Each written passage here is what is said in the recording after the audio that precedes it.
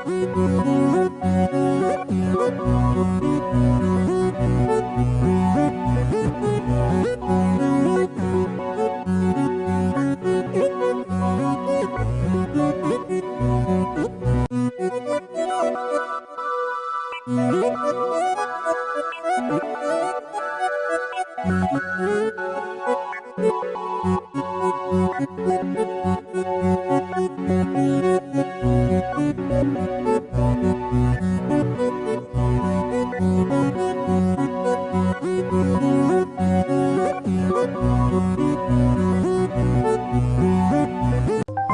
the lines across the ocean to the land beyond the mountains, through the Sahara, we bring all the sport news, live analysis, expert discussions on trending stories in politics, business, socio-economic, sports, and documentaries.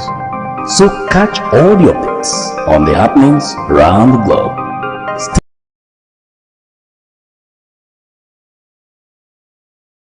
focused on the fact today, only on ATM.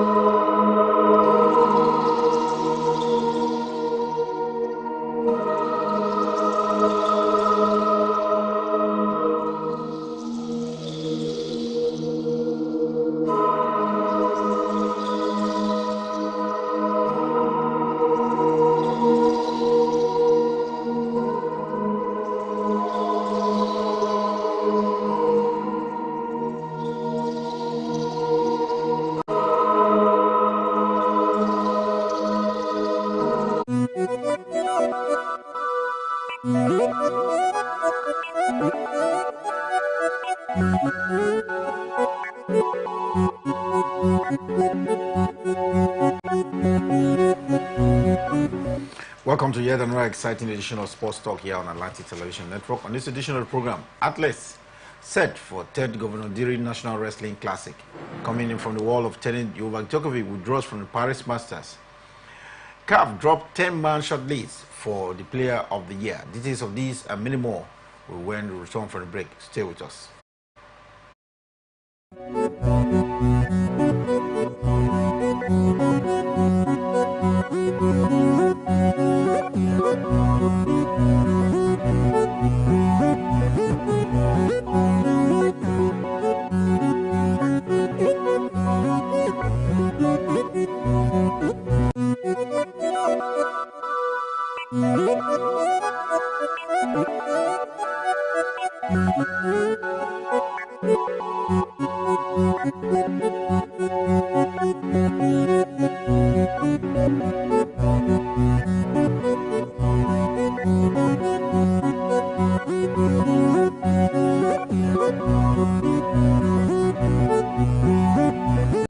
From the lines across the ocean to the land beyond the mountains, through the Sahara, we bring all the sport news, live analysis, expert discussions on trending stories in politics, business, socio-economic, sports, and documentaries. So catch all the updates on the happenings around the globe. Stay focused on the fact today, only on ATM.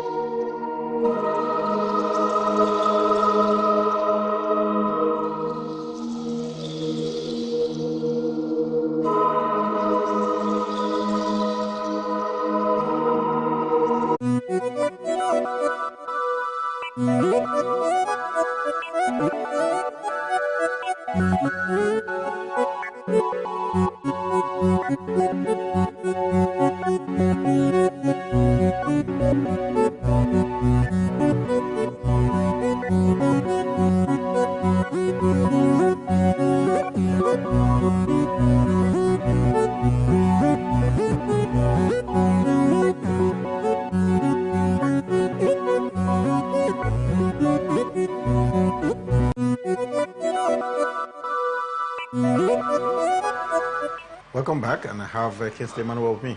Yeah, thank you very much for having me, sir. Very happy to be here this morning. Let's get started, of course, starting from the home front and in basketball, where the excitement is palpable as former basketball players from the Old River State prepare to reunite tomorrow at the Niger Street in Port Harcourt. The event, organized by the Basketball Legends Committee, aims to celebrate the rich history and contributions of these athletes who have been part of the sport for many decades ago. According to the chairman of the committee, Kendrick Brown Okadi, he said details of the reunion involve a situation where we'll find a lot of activities in the morning section. We understand there will be a variety of novel basketball matches showcasing talents across different age groups, and there will be a segment for the under 10 and under 13 players as well. Kingsley, these are basketball players who have been active 3, 4, 5 decades ago, now coming together to give back to the society or to basketball by encouraging younger players to be part of an event. Do you see this as a very palpable event?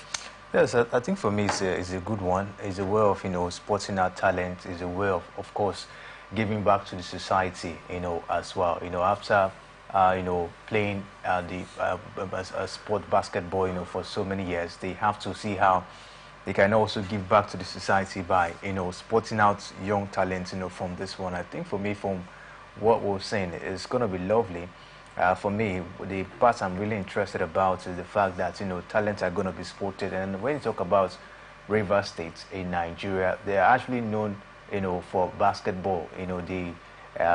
They are very, very good when it has to do with, basketball. You take a look at how good, of course, the River Supers, are. They've been so dominant when it has to do with the Nigerian Basketball League, even in Africa as well. So, when you talk about basketball, in Nigeria, you definitely mention River State, and we've seen a lot of talent, being sported down here. And for me, I think this particular initiative will go a long way in making sure that, there will be, a talent, going forward when it has to do with basketball. Some of the players we have in River Supers are gradually aging. Some are, of course, maybe, looking forward to, venture into another career or something else. I think the next generation will be the one, of course, to fill in the gap, when they leave at the end of the day. So for me, I think it's a good initiative, and we look forward to see how this one will materialize at the end of the day.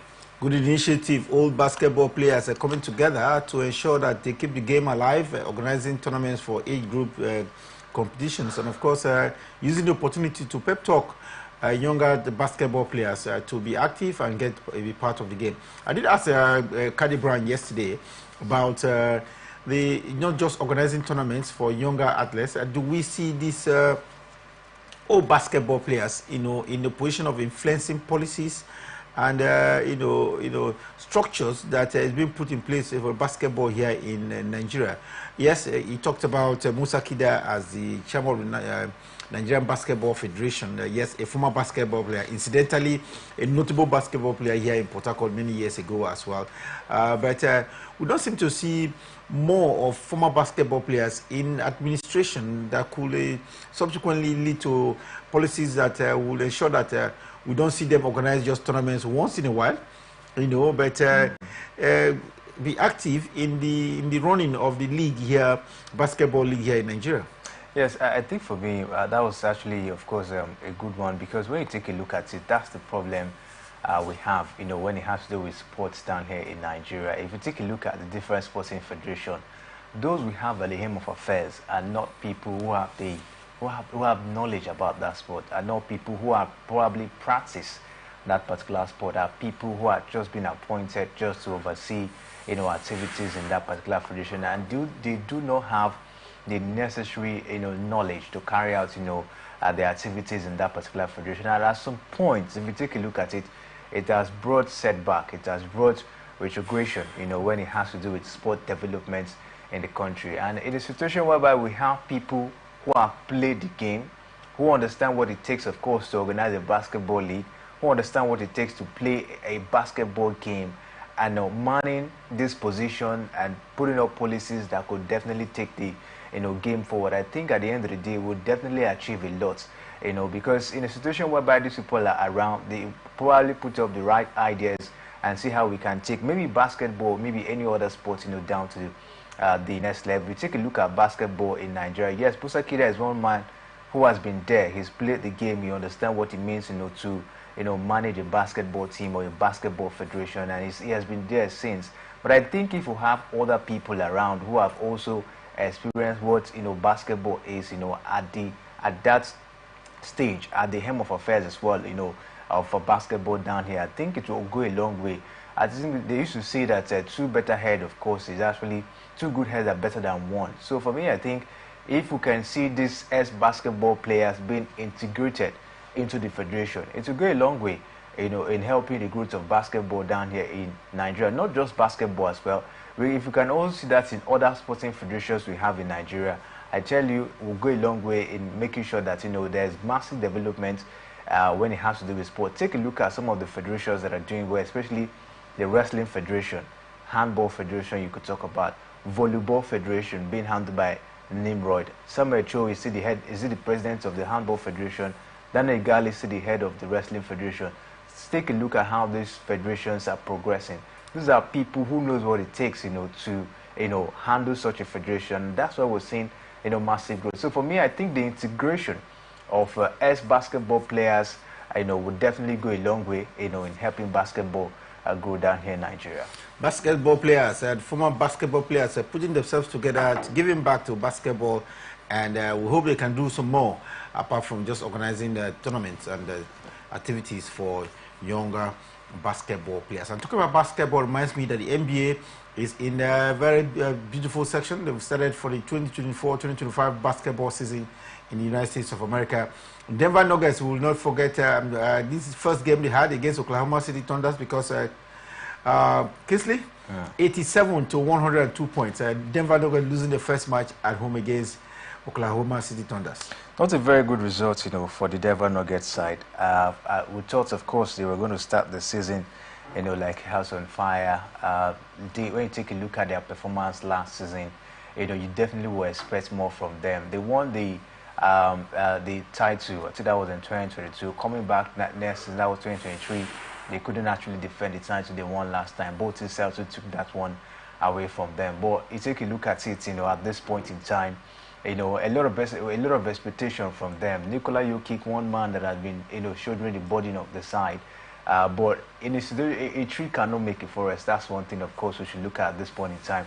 If the other players are not giving him that support, it becomes so difficult. Take a look at the Boston Celtics team. They look like a team that has that synergy. They do not rely on one player. We have likes of Jason Tatum, Jaylen Brown, and the rest of the players. They gather around to make sure that they pull up those points. But in the case of Denver Nuggets, I think the fact that Nikola Jokic is just a man, shouldering the burden of the side, is just too much for him. If the other players do not step up, to assist him, it becomes so difficult. But it's just what we see in the first game. We just hope that they'll be able to bounce back from this particular defeat and see how they can put things straight for themselves this season. We hope they can get back to a very good performances.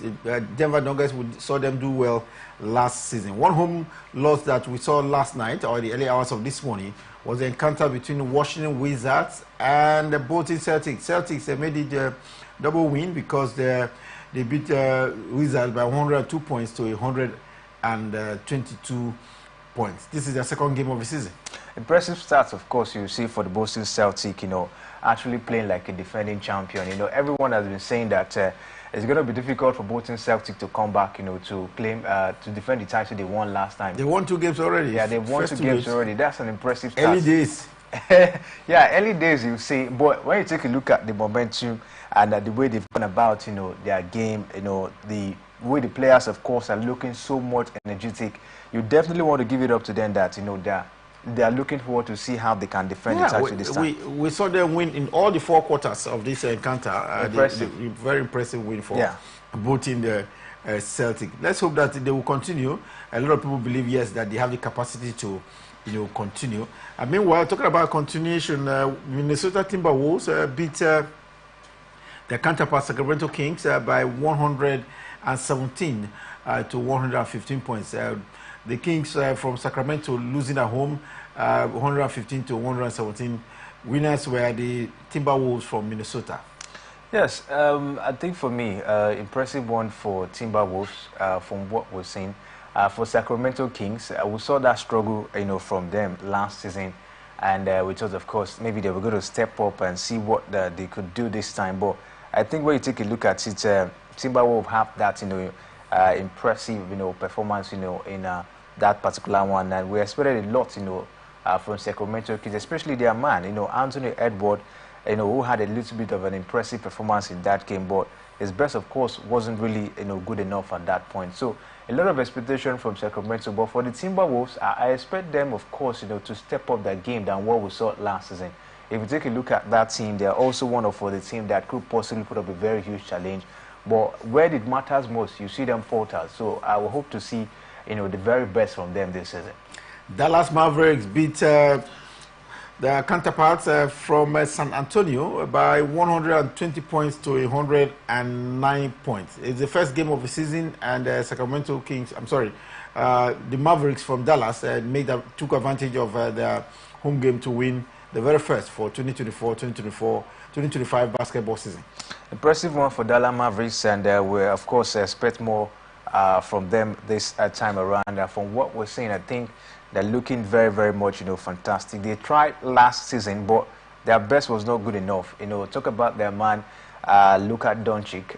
Is one man, of course, who has been so instrumental, for them. And this season, I think Luka Doncic will be one man that everyone should look at for. He had about 28 points and 10 rebounds, of course, in that game. Klay Thompson also added a total of 22 points, in that encounter. And I think Dallas Mavericks, they are also a force to reckon with this season in the NBA. And for me, it was really, really an impressive victory for them.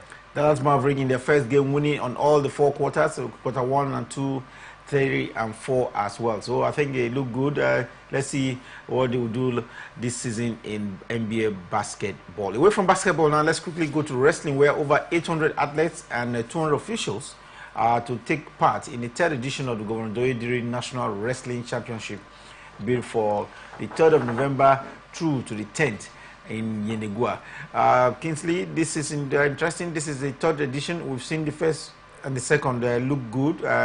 We don't expect any less in Bayelsa State, given that Doyediri is a wrestling fan. Yeah, he's actually a wrestling fan. Even the sport commissioner, Daniel Gali, also one man who has practiced the sports and now is, is at the administrative part, of the game, the president of the Wrestling Federation, in Nigeria. So we should expect more. We should, look forward to see something, very, very spectacular, this time around. 3rd edition of it, and I tell you, it's been so impressive. And with this, I tell you, Bayelsa State, they've been able to churn out talents, when it has to do with wrestling. And this is what, of course, we expect, from other sporting federations, like I mentioned. And in a situation whereby the governor is a sport-loving governor, he understands what it takes to, put up a wrestling championship. The sport commissioner was once a wrestler, and now the president of the wrestling federation. Why won't Bayelsa State churn out talents in wrestling?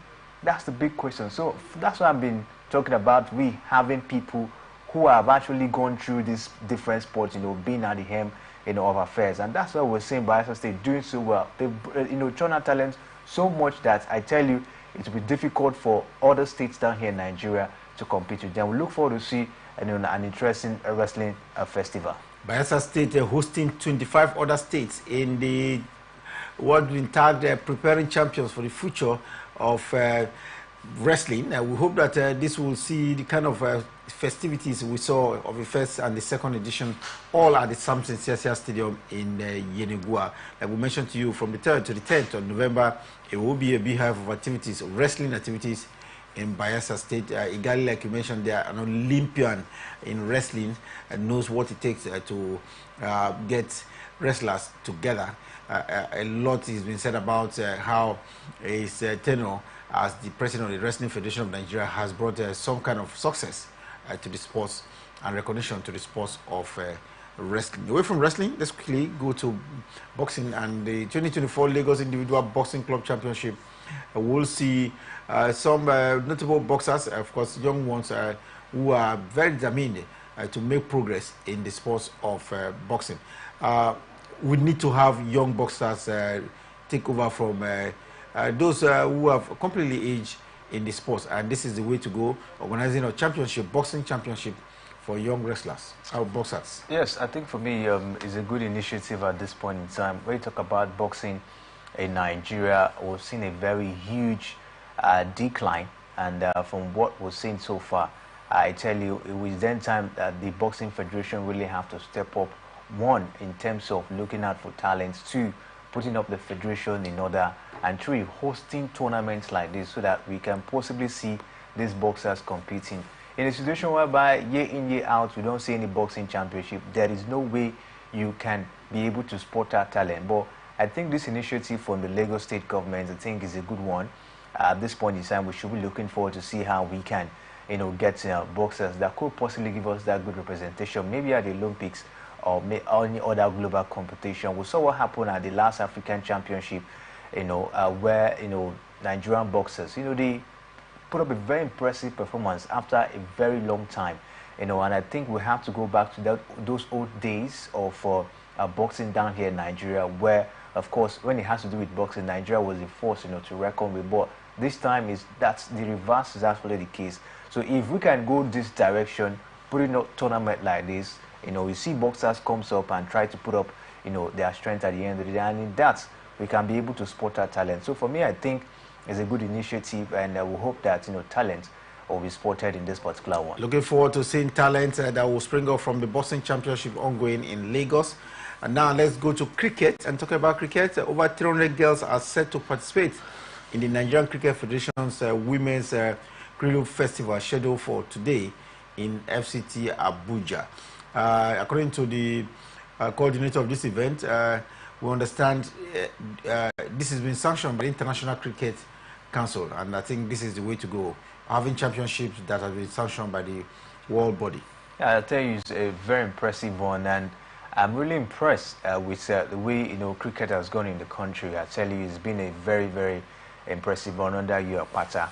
We've seen a massive growth of cricket, in the country, and we hope that they will actually maintain this one, for a very long time, not just for the main time.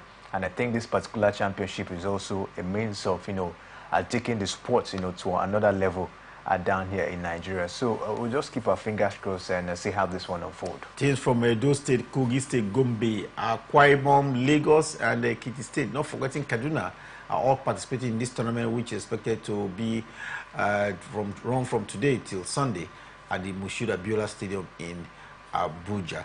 Time for us to take a break, and while we return from the break, we'll take a look at tennis. And talking about tennis reminds me that Novak Djokovic has withdrawn for the Paris Masters. In football, interesting result has picked up at the UEFA Europa League and the Conference League as well. Jose Mourinho always in trouble. He's been red-carded last night in an encounter against his former club side. When we return from a break, we'll give you details of how Jose Mourinho was given red card against Manchester United. Stay with us.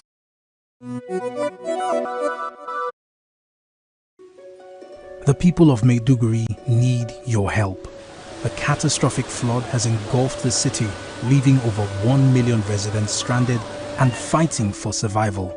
Entire communities are submerged, with people trapped inside homes and on rooftops cut off from food, clean drinking water, and essential supplies. Health experts are warning of a potential outbreak of deadly diseases, and medical facilities are out of commission. The situation is dire.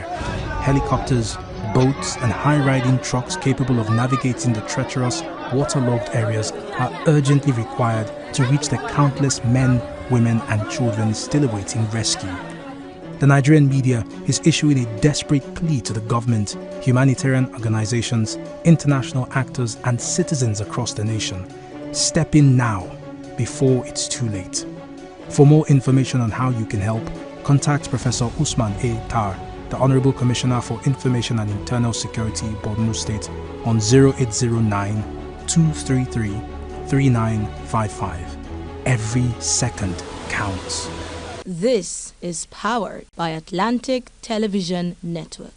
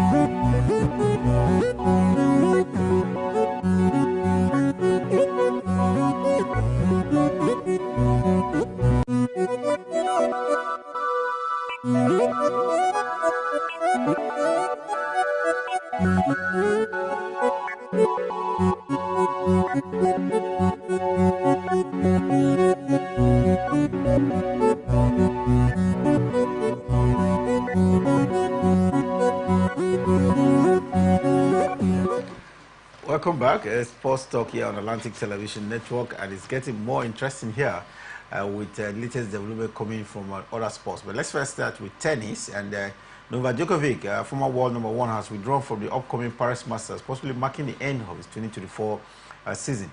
Kingsley is 37 years of age, and we know his record of having over 40 Masters titles, 24 Grand Slam titles. No one right now is still in tennis has the kind of titles we've seen of Novak Djokovic. But it looks like he's running up 2024 and preparing for 2025 because of some reasons which is not clearly in focus now. Is it about his health?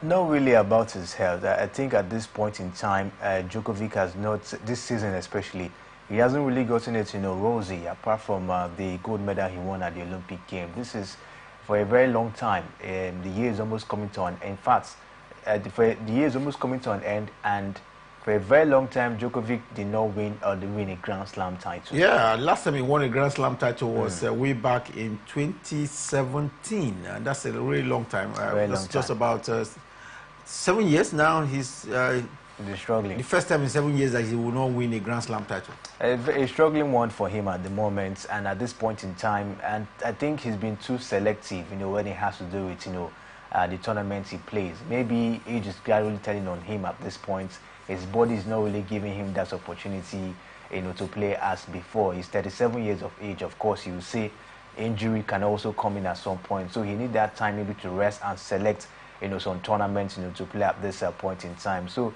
if we take a look at it, the year has been that rosy. I think the likes of Yannick Sinner, Carlos Alcaraz really dominated the season, and Djokovic, looking at the fact that he has to change coach as well this season, injury not really being a good friend, of course, to him this time, and as well for the fact that he selects, he had a little bit of selection of some tournaments he played.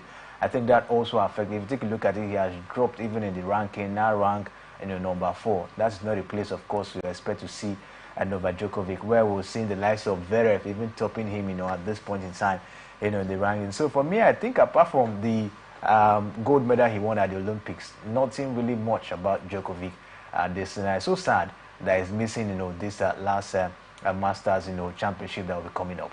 Well, for me, winning gold medal at the Olympics was very significant. Yeah. Yes, he may not have won the Grand Slam. He's won, like we mentioned, 24 Grand Slam. No other tennis players that number of Grand Slam right now. But he struggled all of these years, or his top years in tennis, of trying to win an Olympic gold medal. This is one medal that has been missing from his trophy cabinet. Like I mentioned, he's had over 40, Masters title, 24 Grand Slam. You would expect that at least he should have one gold medal in the Olympics, but it's always fallen short. So I think he may have put all of his energy on winning the Olympic gold medal, and having won the Olympic gold medal, it looks like his team will be all run out for this year, 2024. Maybe he should just take solace in the fact that yes, he got an Olympic gold medal, which was missing from his tropic cabinet. Well, let's say it's a successful season for Djokovic. Oh, yes.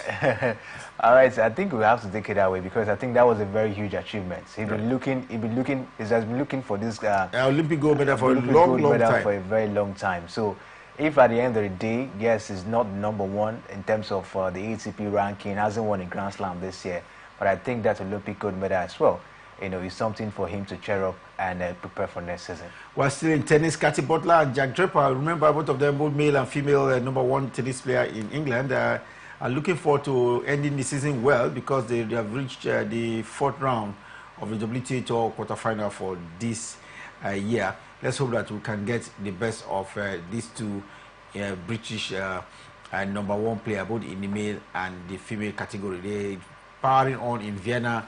Meanwhile, the U.S. Open semi-finalist Draper will contest his 9th ATP quarterfinal, and I think he has a readily unknown opponent to contend with in Daderi Lito.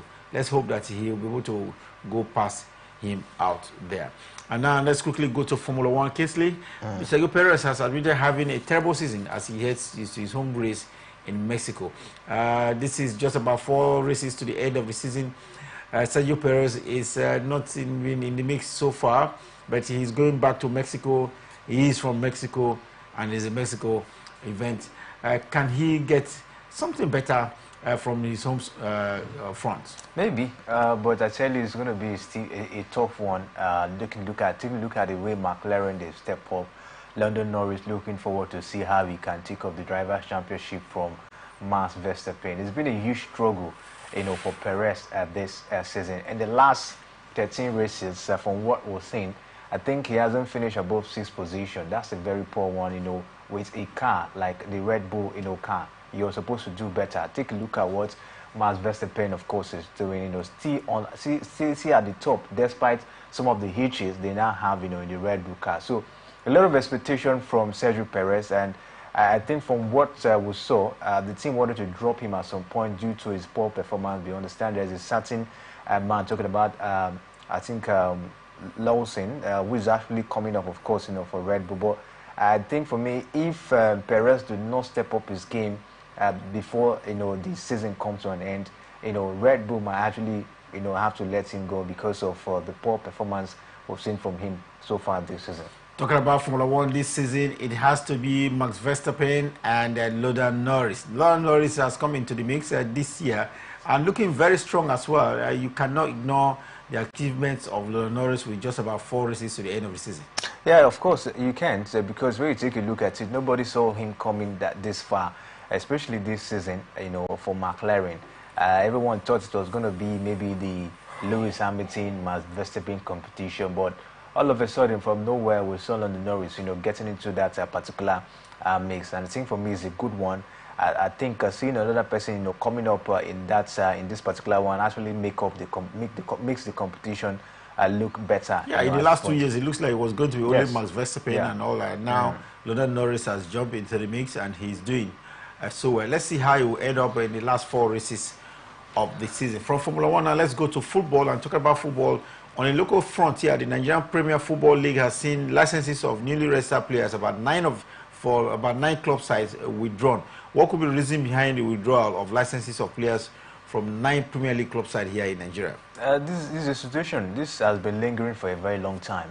These clubs, they're owing their players, and the league body actually came up to tell them that if they do not pay those players that they owed, that they will withdraw licenses from the new players that they have signed. So those players won't be in action, and that's what they have actually done at this point in time. So for me, I think this is a good approach from the league body. I think going forward, the clubs will learn how to pay their players. Kennedy Boboye is a victim of this. Since he left Heartland, he has not been paid. As a coach? Yes, as a coach as well. And the man has been glamoring. He's been shouting for Heartland, of course, to pay him back. But at the end of the day, he has not been given the needed attention at the end. So I think it's a good approach from the league body. But going forward, clubs will learn and then, do not play, with the player salaries going forward. Going forward, we want to see what Plateau United will do, because 14 of their players have been withdrawn. For Lobby Stars, as many as 15 players' licenses have been withdrawn. For Kwara United, 20 players' licenses withdrawn. Katsina United International have as many as 18 players' licenses withdrawn, where Economy Warriors have 13 of the players' licenses withdrawn. Bayelsa United have as many as 18 players' licenses withdrawn. Akwa United has 17 players' licenses withdrawn, where Abia Warriors have services of 23 of their players. And this is shocking for Academy Warriors. They are just new entrants into the Premier League here in Nigeria after being in limbo for a while. Yeah, I tell you, it's going to really affect these teams, not just Academy Warriors, the likes of Kwara United who are so struggling. And this is one thing they do. I think these policies in the Nigerian Premier Football League of signing players, when the season comes to an end, you see a club sign about 20 players, at a point in time. I think for me, it's not, and they will definitely send the other ones out and bring in new ones, without even paying the salaries of those ones they are sending out. So for me, I think it is going to affect the teams, but I think it will also help some of these clubs, of course, to learn, to see how to manage players and also pay the players before they let them go at the end of the day. Well, let's quickly look at the FIBA Under-17 World Cup ongoing in the Dominican Republic, and we've seen the Nigerian Flamingos return to action against the United States of America. The quarterfinals fixtures, Kingsley, the United States of America has never been a very good foe for Nigeria anytime we meet in women competition. I remember in India last time in 2022, it wasn't good, but this time around, can they go past their American counterparts, the Flamingos? They've done so well. They've won all 3 of their games. True. Scored about 8 goals and I think considered just one, yes. Just one goal. It's been an impressive group stage performance, we for the girls, and we just hope that they get past the United States of America this time. Last time, it was this same United States of America that took them out of the quarterfinal stage, and they finished 3rd, last time. And now this is another opportunity for them. I think this should be a revenge mission, for them against the USA team. So, from the performance we've seen so far, I have that confidence that the girls will do so well in this particular encounter. Talking about the Nigerian Flamingos up against their counterpart from the United States of America, 8:30 p.m. Nigerian time, and we hope it will be good news at the end of 90 minutes plus added time for the Flamingos of Nigeria. And talk about the Nigerian national team in action, we equally have seen that the Nigerian Flying Eagles reached the semi-final of the WAFU B Under-20 Championship after a 2-1 victory over Cote d'Ivoire in the last group game yesterday. The Ivorians brought the deadline in the 62nd minute, but Enyimba International of about Clinton Jefta equalized for Nigeria shortly after. Kingsley, we saw Parapo Arehi score the winning goal for Nigeria in a very strong encounter we saw from the Ivorians, just a resistance from the Ivorians. Right now, we understand the Nigerians will be in action against their counterparts from the Niger Republic in the semi-final. What do you expect? I think for me, for that game against Niger Republic, I don't see it being a tough one. In as much as they were able to get past Cote d'Ivoire, I think that game should be an easy task, for them. It was a needed victory for them against Cote d'Ivoire because they lost against Burkina Faso. They have lost against, Cote d'Ivoire would have been an abysmal one. And don't forget, this one, of course, is a means for you to get to qualify for the next AFCON as well for the World Cup as well. So for me, I think a game against Niger won't be a very tough one for them, taking a look at the performance we saw against Cote d'Ivoire. Semi-final fixture, Nigeria versus Niger Republic. We understand it will be Ghana versus Cote d'Ivoire in the other semi-final fixture at the WAFU B Under-20 Championship. Of course, don't forget, this will lead them to qualify for the FIFA Under-20 World Cup as well, Kingsley. Yeah, that's the target at this point in time. We should look forward to see how far they go at this point in time. Against Niger, we expect them to come all out, get the goals and of course get this one cemented. For the fact that they've come this far, they don't have to relent at this time. Nigeria are doing well at the FIFA Under-20 Under-17 World Cup, and of course same in the WAFU B Under-20 Championship. Talking about Nigeria, it reminds me of the Super Eagles of Nigeria. They have moved up by 3 spots in the latest FIFA ranking release. They are now number 36 in world football. Impressive one for the Super Eagles. I think we take a look at it. The coach of the side, Austin Eguavon, has done a good job. In the last, I think 3 or 4 games. 3 games, yes. Yeah, 3 games. He has managed so far. I think about 2 wins and 1 draw for the man. It's done so well. That's why we've seen that step up. And if the Super Eagles continue like this, I tell you, they'll be well ranked, when it has to do with FIFA ranking. And for what we're seeing, they are fourth now, in Africa. And for me, that's a very good leap, for them this time. Talking about the latest ranking in FIFA, Morocco is #1 playing football country in Africa, while Senegal is second, Egypt is third, and the Super Eagles of Nigeria gradually climbing the spot there. Morocco, no doubt, should be #1 in Africa. Yeah, of course, no doubt they should be #1 in Africa, despite their awful outing in the last African Cup of Nations. You take a look at that record of getting down to the semi-final of the World Cup last time, in Qatar, has been so impressive. And if you take a look at it so far, they've not really had a very poor performance, especially when you take a look at the qualifiers. They're one of the teams that have also qualified for the 2025 African Cup of Nations. And for me, I think Morocco, they've done so well in terms of football development, and of course, it's really showing up for them. Talking about ranking in Africa, it reminds me of the world as well. Argentina is the #1 playing football nation right now, and we have France in the second place position, and Spain has been noted as the third place at its latest ranking. England is fourth, Brazil fifth, we have Belgium in the sixth place position. Portugal is #7, and we have Italy in the #9 position. Kingsley, the Netherlands in the #8 place position across. No doubt about it, Argentina seems to be doing so well, both in the Copa America and, of course, in the other friendlies we've seen of them so far. Yeah, they've been unbeaten for a very long time now. And if you take a look at it, even in the last World Cup qualifiers, they had a very impressive performance. Yes, they drew against, I think that was against Venezuela, and they came up against Bolivia, and they had about 6 goals, in that encounter, where Lionel Messi had, had a hat-trick, once again. So I think for me, Argentina, they've been so fantastic, and that's why they are maintaining that top spot. France are also one of the teams, of course, in Europe that also have been doing so well. But I think I'm seeing Spain gradually coming up, at that, top spot. When you take a look at their consistency so far. Spain, no doubt, have an opportunity of maybe toppling France from that #2 position. But we'll keep our fingers crossed. Another international window is coming, and there will be an opportunity to rate the teams as they participate at the international window. Meanwhile, the Confederation of African Football has unveiled its much linear short list of players for the 2024 Men's Player of the Year award. Interestingly, 2 Nigerians are making the headlines amongst the list. Kingsley, Ademola Lookman and William Trusekong among the distinguished nominees so far released from the CAF headquarters yesterday.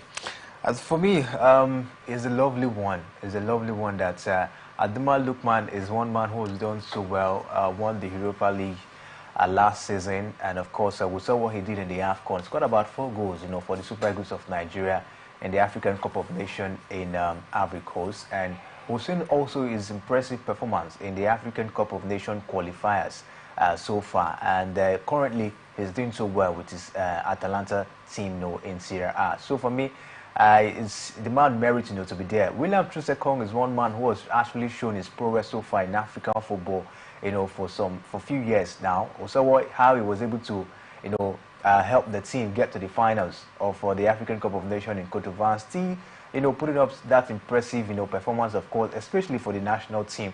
Though you will say hasn't really been that outstanding when it comes to his club side, but in Africa down here, the man has done so well, and we're looking forward to see maybe either of them, Ademola Lookman or William Trusekong, will be the man, of course, to get this one. And a lot of people have talked about Victor Boniface and, of course, Victor Osimhen. 2 of them notably absent from the list released by CAF. Yes, if you take a look at it, last season wasn't an impressive one for Victor Osimhen. Had a very poor season with Napoli. In fact, they didn't even finish in a very comfortable position. Even in the national team, was not that impressive.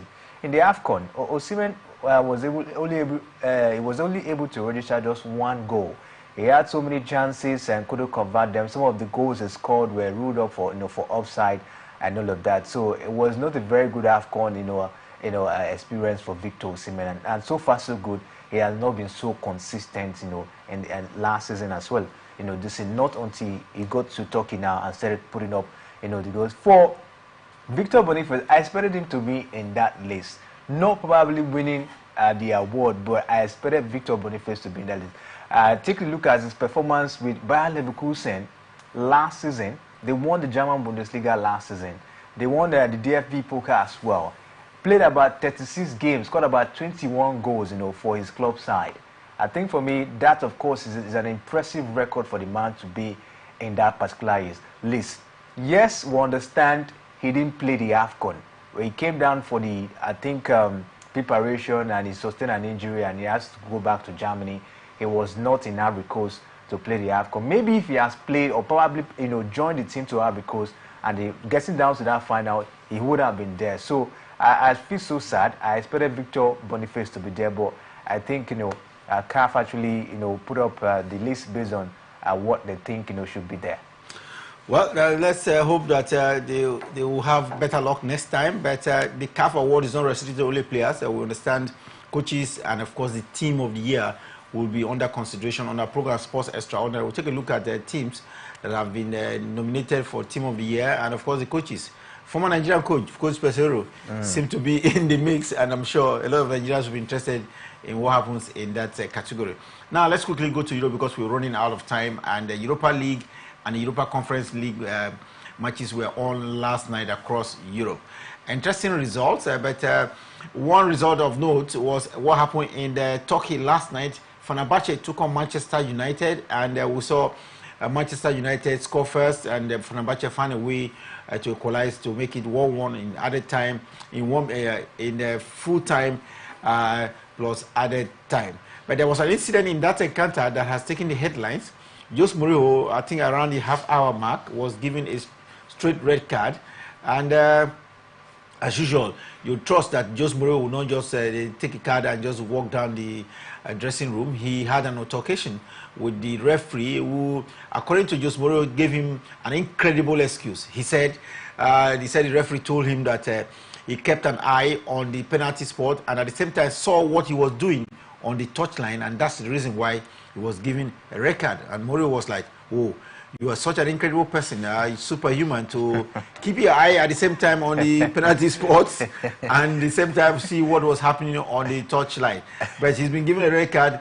According to him, he will not appeal, knowing what happened to him last year, that he could take as many as 4 match ban if not careful. Yeah, true. The controversial one. Jose Mourinho. He was playing against his former team, right? Always very, very controversial, especially in games like this, And for me, I think at some points, that was due to, the penalty call. I think for the Nigerian player, was it Bright, down there.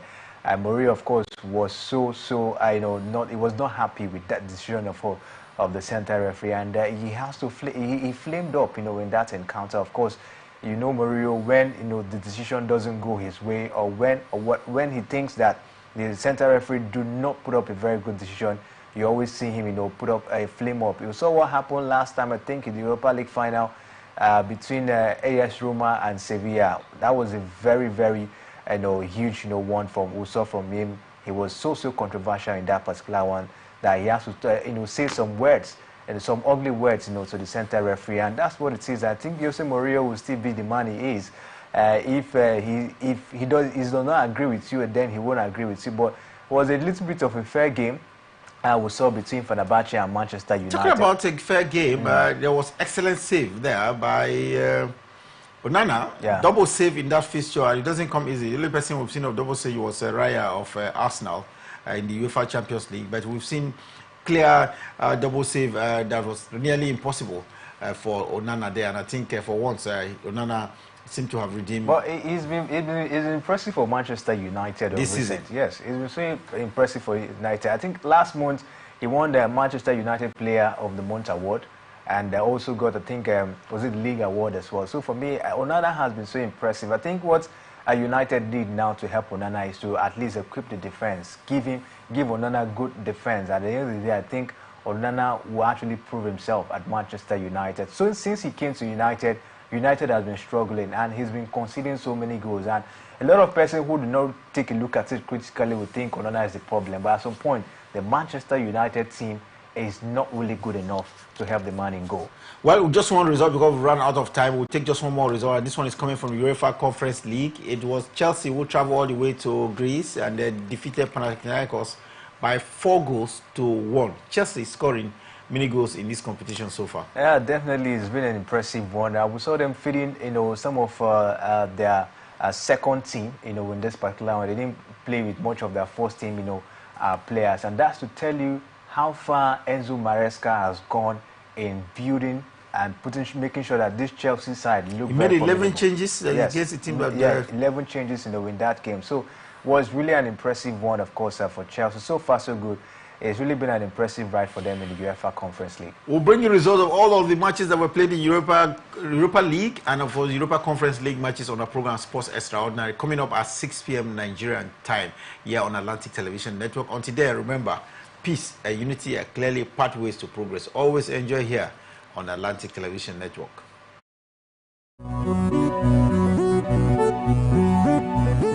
From life across the ocean to the land beyond the mountains, through